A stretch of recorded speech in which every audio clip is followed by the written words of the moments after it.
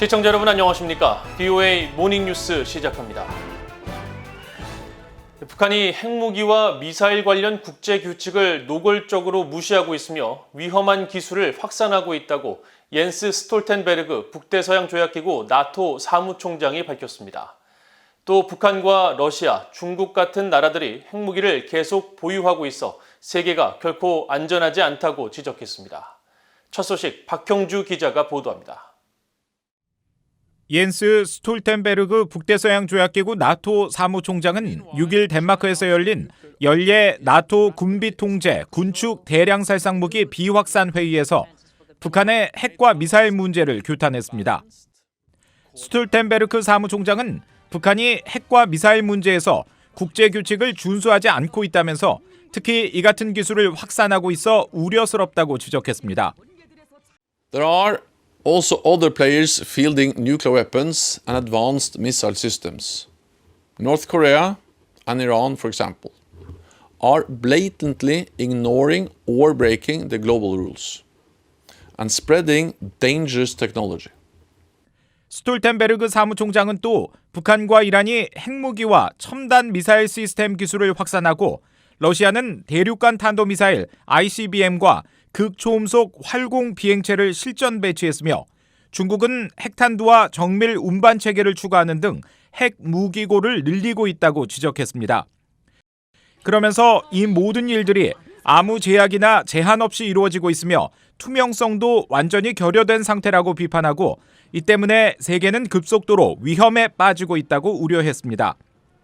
So the world is rapidly becoming more unpredictable, more competitive and more dangerous. A world where NATO allies have given up their nuclear deterrent, while Russia, China or countries like North Korea retain their nuclear weapons, is simply not a safer world. 스톨텐베르크 사무총장은 핵확산 금지 조약 NPT는 여전히 국제 핵 비확산과 군축 체계의 초석이라며 동맹국들이 NPT 보존을 위해 협력해야 한다고 강조했습니다. 이어 동맹국들이 군축을 더 강화하고 현대화해야 하며 러시아 등의 지속적인 위반으로 붕괴된 중거리 핵전력 조약 INF와 같은 조약 위반에 대응하기 위해 동맹들이 협력을 더욱 강화해 나가야 한다고 말했습니다. 그러면서 중국과 러시아가 국제 강국으로서 군축에 대한 국제적 의무를 준수할 것을 거듭 촉구했습니다. BOA 뉴스 박형주입니다. 올해 유엔 총회 개막이 약 2주 앞으로 다가온 가운데 유엔 안보리의 주요 현안 가운데 하나는 북한 문제인 사실이 확인됐습니다. 특히 북한 핵 문제는 올해도 북한의 인권 문제와 함께 유엔 총회에서 비중 있게 다뤄질 것으로 보입니다. 함지하 기자가 보도합니다. 안토니오 구테르스 유엔 사무총장은 오는 14일 개막하는 유엔 총회에 앞서 유엔 안보리 관련 보고문을 제출했습니다.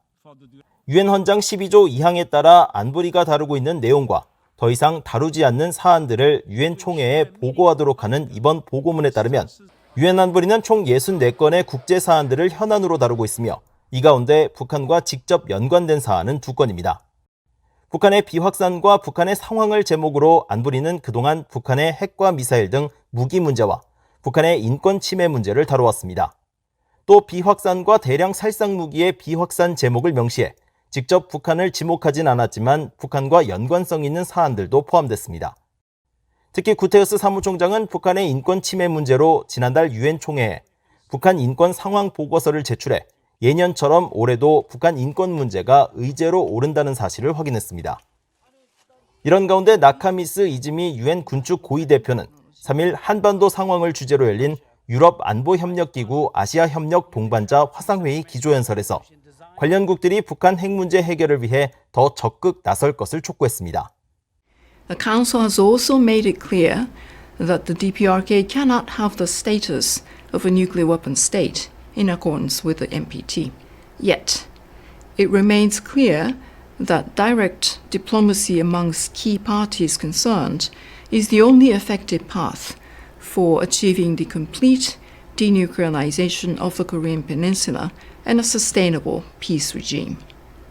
나카미스 대표는 또 앞으로 일어날 일로 지속적이고 결과지향적인 대화 재개를 꼽으면서 여기에는 실용적이고 상호적인 행동에 대한 합의를 목표로 한 실무급 대화가 포함될 수 있다고 말했습니다.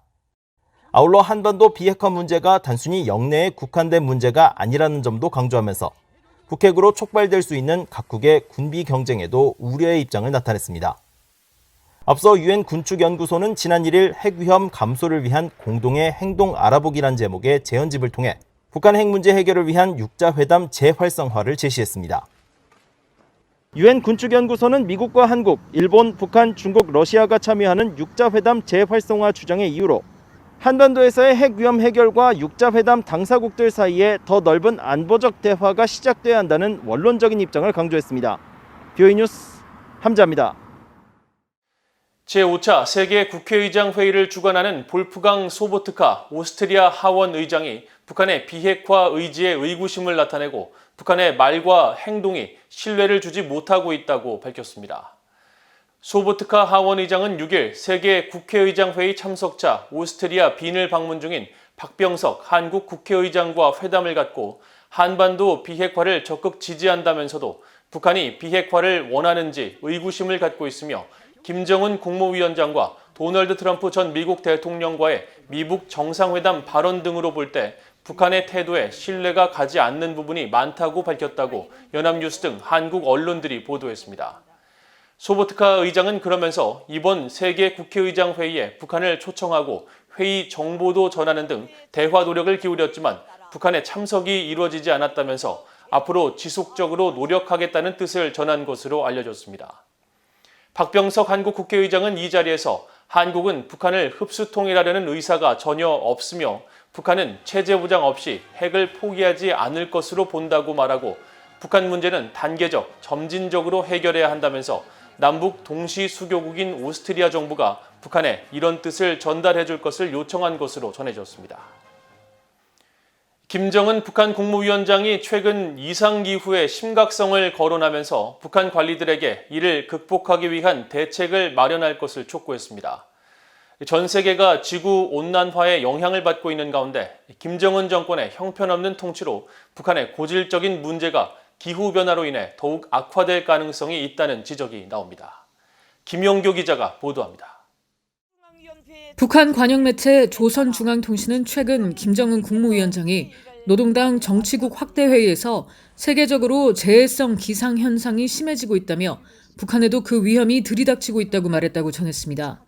전반적으로 기반시설과 재난관리가 취약한 북한에서 최근 자연재해가 매년 반복되고 있고 기후변화로 인해 가뭄과 홍수가 더 심해지고 있는 현실을 인정한 겁니다. 북한은 지난 2019년 가뭄으로 1,010만 명이 피해를 입으면서 자연재해로 가장 많은 사람이 영향을 받는 아시아 국가 2위로 집계됐고 유엔 세계식량계획 WFP는 함경남도 지역의 지난달 폭우 피해로 주민 약 1,350명과 농경지 4,000헥타르가 피해를 입은 것으로 파악했습니다. 미국의 민간 연구단체인 전략위기협회의 프란시스코 페미아 연구국장은 이에 대해 기후변화는 김정은 정권의 억압과 형편없는 통치로 인해 가뜩이나 매우 나쁜 북한의 상황을 더 악화시키고 있다고 지적했습니다. 전략위기협회는 앞서 지난 7월 미국 우드웰 기후연구소와 함께 발표한 북한 기후변화 관련 보고서를 통해 2050년까지 해수면 상승에 따른 홍수 피해로 북한 내 55만여 명이 영향을 받고 북한 내 태풍과 폭우, 홍수로 인한 피해가 극심해질 것으로 전망했습니다. 특히 앞으로 홍수와 폭우로 인한 피해가 잦아지면서 북한 내 범람 지역의 군사시설이나 주거단지, 상업과 교통시설, 농업시설 등 사회 거의 대부분의 기반시설들이 침수될 위험이 더 커질 것이라고 지적했습니다. 이 같은 기후변화는 전 지구적인 현상으로 전 세계 대부분 국가에서 대응이 요구되고 있습니다. 특히 미국의 경우 최근 기후변화 여파로 세력을 키운 열대성 폭풍인 허리케인이 미국 남부에 상륙해 사상자가 70명 가까이 발생했습니다. 앞서 중국은 지난 7월 기록적인 폭우로 홍수가 발생해 중부 지역에서 사망자가 300명 넘게 발생했고 농작물 피해도 광범위해 약 1억 8천만 달러 이상의 경제적 손실을 기록할 것으로 추정됐습니다. 이에 따라 미국을 비롯한 전 세계 국가들은 정부 역량을 총동원해 기후변화 대응에 총력을 기울이면서 이와 관련한 각국 정부의 역량이 그 어느 때보다 중요해졌다는 평가입니다. BOE 뉴스 김현교입니다. 북한 정권의 후원을 받는 대표적인 해킹 조직으로 알려진 금성 121이 최근 북한 정세와 안보 관련 주제 문서로 가장해 북한 인권단체를 대상으로 해킹 공격을 펼친 정황을 포착했다고 한국 사이버 보안업체가 밝혔습니다. 한국의 사이버 보안업체 이스트 시큐리티는 7일 보고서를 통해 대표적 북한 연계 해킹 조직 금성 121이 이메일에 악성 파일을 첨부해 보내는 전형적인 스피어피싱 공격 기법을 사용해 북한 인권단체의 대표를 공격 표적으로 삼았다고 지적했습니다. 그러면서 공격자가 특정 인물의 사회 연결망 서비스 계정을 해킹한 후 친구 목록에 다른 인물들을 물색해 북한 문제와 안보 관련 관심사로 경계심을 낮춘 뒤 자신이 작성한 북한 정세 관련 칼럼에 대해 조언을 구하는 방식으로 악성 코드가 담긴 문서 파일을 이메일로 전달했다고 밝혔습니다. 이스트 시큐리티 대응팀은 해당 공격이 지난해 3월 위장 탈북 유인 해킹 공격과 매우 유사한 것으로 확인됐다면서 금성 121이 탈북민 출신 국회의원이나 대북 분야 유명인들을 해킹해 정보와 기밀을 탈취해온 만큼 반드시 발신자 확인을 통해 사실 여부를 확인하고 열람할 것을 당부했습니다. 한국과 미국은 비핵화 대화 재개의 시급성에 공감하고 있으며 최근 북한의 영변 핵시설 재가동은 남북 합의 위반이 아니라고 판단하고 있다고 한국 외교부 최종건 1차관이 밝혔습니다. 최 차관은 7일 한국 국회 외교통일위원회 전체 회의에 출석해 미북 비핵화 협상과 관련해 한국과 미국 양국이 비핵화 진전을 위한 대화 재개가 시급하다는 공동 인식 아래 대북 관여 노력을 지속 중이라면서 대화 재개를 설득하기 위해 향후 중국, 일본, 유럽연합 등 관계국들의 협조를 지속적으로 요청할 계획이라고 말했습니다. 또 최근 북한이 영변 핵시설을 재가동하고 있다는 국제원자력기구 IAEA 보고서와 관련된 의원 질의에 대해서는 한미 양국이 북한의 동향을 지속적으로 면밀히 주시하고 있다면서 북한이 영변 핵시설을 재가동하더라도 4.27 판문점 선언이나 9.19 평양 공동선언 등 남북 합의를 위반한 것은 아니라는 입장을 밝혔습니다. 앞서 미국 백악관의 젠 사키 대변인은 지난달 30일 정례 브리핑에서 북한의 영변 핵시설 재가동 정황에 대해 북한의 움직임은 한반도의 완전한 비핵화 달성을 위한 외교와 대화의 긴급한 필요성을 강조한다고 지적했고 유럽연합 대변인도 지난 1일 북한의 영변 재가동에 심각한 우려를 나타내며 북한이 완전하고 검증 가능하며 되돌릴 수 없는 방식으로 핵 프로그램을 포기할 것을 거듭 촉구했습니다. 이상으로 VOA 모닝 뉴스를 모두 마칩니다. 시청해주신 여러분 고맙습니다.